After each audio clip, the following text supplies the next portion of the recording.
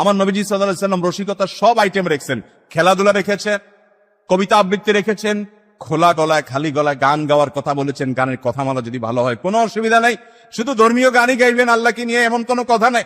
আপনি দুনিয়াবি গানও গাইতে পারেন, সেখানে খারাপ কিছু না থাকলেই হলো, অশ্লীল কিছু না থাকলে হলো, নোংরাম অসভ্যতার দিকে আহ্বান না থাকলেই হলো। আপনি খালি গলায় গান, চমৎকার কণ্ঠ আল্লাহ দিয়েছে, আপনি গান নিষেধ নাই।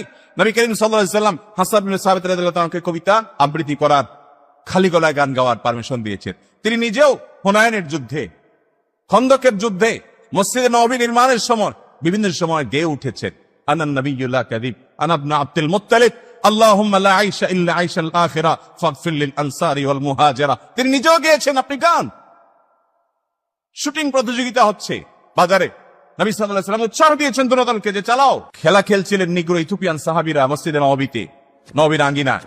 আমাদের আয়েশা তাআলা দেখতে চেয়েছেন, তিনি দেখাইছেন সেই খেলা।